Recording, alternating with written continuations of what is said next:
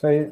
Você que aqui com a questão do Murilo, né? Na verdade, ele traz uma observação, é que ele e a duplista dele, né, tiveram convicções parapsíquicas que estiveram juntos no Egito e Inglaterra. Ela obteve expansões no fronto chakra, com imagens retrocognitivas, e eles pretendem viajar para lá futuramente, né? Então, ele pediu comentários, eu imagino mais no sentido aqui de dicas e orientações, né? Eu acho que é essa coisa de você, que você colocou aí, Murilo, de ter uma experiência prévia, depois você ir no local, vale muito a pena, para você poder realmente entender e checar como que foi essa experiência que você está tendo naquele local, né?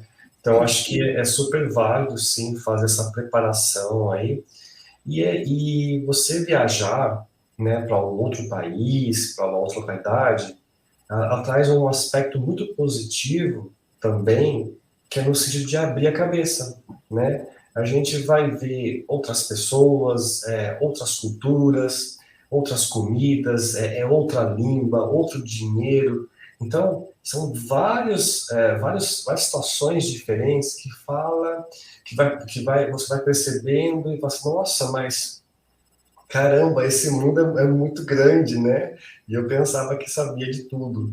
Então, a viagem internacional, principalmente, ela também traz esse benefício de expandir um pouco mais nossa cabeça, para entender também sentir um cidadão do mundo, né, que a gente fala, né? Eu acho que também traz esse aspecto positivo para poder ajudar. Eu acho que isso contribui demais para a maturidade consciencial. Ali ele falou de Egito e Inglaterra, né? Conscienciologia tem muito a ver com isso aí, então tem que ver com calma. E existe uma relação também estreita entre Egito e Inglaterra, né? Então, no Egito é a Libra, a moeda ainda é Libra, é a Libra egípcia lá, né? Mas é Libra. Então, é efeito da colonização inglesa. Apesar da França ter feito muita coisa lá, né? Muita pesquisa e tudo, mas a marca inglesa é muito forte.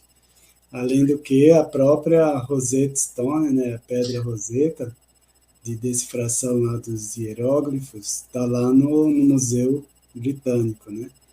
Enfim, então o rapport Egito e Inglaterra vale a pena estudar com calma. Agora, já que você falou em viagem internacional, André, estava lembrando aqui também, até para, nessa linha, né, de despreconceitualizar tudo, de abertura, às vezes é necessário fazer a viagem nacional também, tá? Então, eu sou de Recife, né, eu já planejei viagem, já fui, eu sempre vou todo ano visitar a família e tudo, mas 2 desses anos, ao longo dessa história, desde que eu saí de lá, eu planejei para ir visitar tecnicamente locais para estudar retroforma.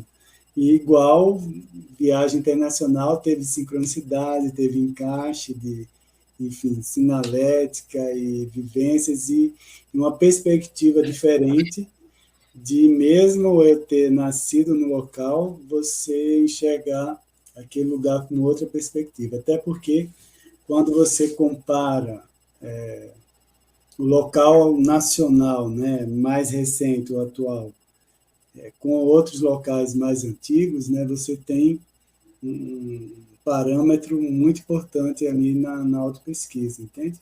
Principalmente em termos de memória, do que é uma retroforma mesmo, as vivências, o grau de conexão, enfim, é uma riqueza de vivência muito grande. Então, vale a pena. Então, não tem essa desculpa, mas eu estou assim, o dólar está alto, a libra está cara, o euro está... Entendeu? Não tem... Pega a real mesmo, junta aí um realzinho, e aí vai explorar até onde você nasceu, ou às vezes você foi trabalhar, fez um trabalho em determinada cidade. Então, é muito provável que nós tenhamos também a possibilidade de ter retroforma aqui no Brasil. Então, vamos ficar aberto a isso, né? Esse é um bom ponto mesmo, Roberto. Às vezes a gente fica muito concentrado na Europa, né? Mas a gente aqui, como intermissivista principalmente, já convivemos, né, em várias localidades, né? E o fato de estar no Brasil hoje pode ter alguma ligação, né, com um antepassado aqui no Brasil mesmo, pensando que eles vieram da Europa também, né? Então, eu acho que é super válido, sim. A questão é que muitas vezes no Brasil a gente tem sim museus, a gente tem sim locais para visitar, mas no Brasil tem um jeito diferente de tratar com essas questões, né? Talvez a gente não tenha um zelo, uma preocupação, talvez estou me colocando errado aqui, mas eu observo que na Europa essa questão da preservação da memória é muito mais destacada. É, você vê muita coisa, tem muita informação já catalogada. Parece que o ambiente é feito para isso. No Brasil tem sim, mas tem garimpar, tem que saber buscar realmente, é mais difícil o acesso para buscar essas informações aí. Mas eu também concordo que a gente tem que ter essa visão mesmo aqui nacional, porque, né, É, você tem que considerar tudo. também acho. Agora, eu fiquei pensando aqui também que, na verdade, a viagem retrocognitiva ela ajuda a desenvolver inteligências para quem, por exemplo, não tem esse temperamento mais vamos dizer assim, de viagem exploratória. Lá no comecinho da fala, o Roberto falou isso, né? Viagem exploratória, né? A viagem retrocognitiva tem esse cunho. Mas parece que tem gente que tem isso no temperamento mais arraigado. Quem não tem, a viagem retrocognitiva ajuda até certo ponto desenvolver. Então, por exemplo, eu estou ouvindo aqui o Roberto falar e realmente parece que ele respira isso, né? Ele está no sangue dele, né? Esse negócio de andar pelos lugares, né? Explorar os lugares, olhar os lugares, sentir a forma, sentir o holopensene dos lugares. Mas, por exemplo, outras pessoas talvez isso não seja tão forte, não é tão evidente. Então, a gente também ressaltar esse assunto também é trazer à luz o desenvolvimento dessa inteligência, porque senão realmente passa batido, né? A gente fica meio bobo nas viagens aí por aí. Eu acho que viagem cognitiva é uma tecnologia, uma paratecnologia muito nova, né? Você não se vê, não se ouve por aí dizer que você vai viajar com esse propósito, com esse foco. Então ela é muito nova, ela precisa ser estudada mais ainda, né? Então eu acho que, por isso que eu acho que é um tema muito interessante, sempre me chama a atenção, principalmente quando eu vou viajar, o que vai vir aí de novidade, na pesquisa selecionológica, principalmente. Então, essa condição, essa mix, né? Você falou, olha, é turismo com exploratório, né? Então, a gente está tentando construir uma ciência em cima disso, né? Como identificar ela, porque é uma tecnologia, né? Não sei se vocês concordam, mas é uma tecnologia, uma ferramenta que compõe a sua caixinha de ferramentas para autopesquisa selexológica. Ela é um componente muitas vezes chave para você poder abrir certas questões que ainda não estão tão claras na pesquisa. Pessoal, eu queria trazer uma questão, assim, dando continuidade nesse assunto, né, que é a questão de quando a gente viaja em grupo ou sozinho. Ou, vamos dizer assim, num grupo maior e um grupo menor, né, às vezes um casal, né, ou a dupla. Existem prós e contras nas duas abordagens. Né? Qual é a experiência de vocês? O que vocês veem de pontos positivos? O que vocês veem em cada uma das circunstâncias? Existe um momento, né? Quando que a orientação é viajar em grupo? Quando que a orientação é viajar num grupo menor, vamos dizer assim, 2, né? Um grupo pequeno. É o mínimo grupo possível, né? 2 pessoas.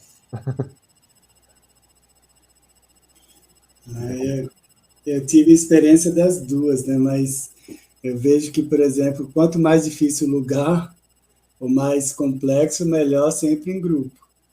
Por exemplo, a gente esteve no Egito, né? Cara, no Egito eu jamais faria que faria igual na Inglaterra, na Europa, de modo geral, né? Enfim, primeiro a língua, as dificuldades, a questão da cultura, enfim, a questão de segurança também. Enfim, apesar de, às vezes, né, vir critérios de segurança muito mais rígidos do que na Europa, no Brasil, né? Enfim, mas eu acho que vale também, igual antes, eu considerar os dois. Até mesmo quando você estiver dentro de um grupo, vai ter momentos que vale a pena ficar só em determinado local para justamente quebrar as influências o máximo possível, a influência externa. Você e a retroforma, você e o acoplamento com aquele campo de energia. Isso aí é fundamental. Agora, assim, de modo geral, quanto mais desafiante o local, maior complexidade, acho que o grupo ajuda, sim, até porque a gente está... Retrocognição, gente, é para rememorar, assim, recuperar a lucidez, recuperar a informação, mas sobre as nossas relações também, né? Sobre o nosso histórico, a gente não evoluiu sozinho. Então, na verdade, o grande trunfo da retrocognição é a questão da evolução. A evolução trabalha em cima de memória, de informação.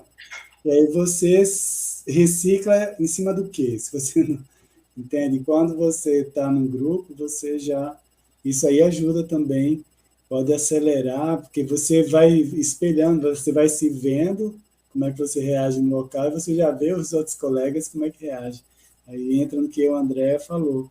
Para aquele ponto é retroforma, o negócio é positivo, para os outros não, e às vezes a sua retroforma, a sua reação contagia o grupo, aí você vê como é que os outros reagem, enfim, é um enriquecimento de informação grande. A gente sempre lembrar que, no final das contas, a gente está lidando tudo com informação, né? Você vai informação de sinalética, energética, informação do ambiente, das pessoas, da sua reação mesmo, fisiológica, emocional, mental, enfim, esse pacote de vivência é muito rico. E aí, claro, essa conciliação de grupo e individual acho que deve haver, mas tem momentos realmente que vale a pena, você precisa desgarrar e tentar adentrar ali com mais profundidade em determinados lugares, que é você com o seu histórico ali.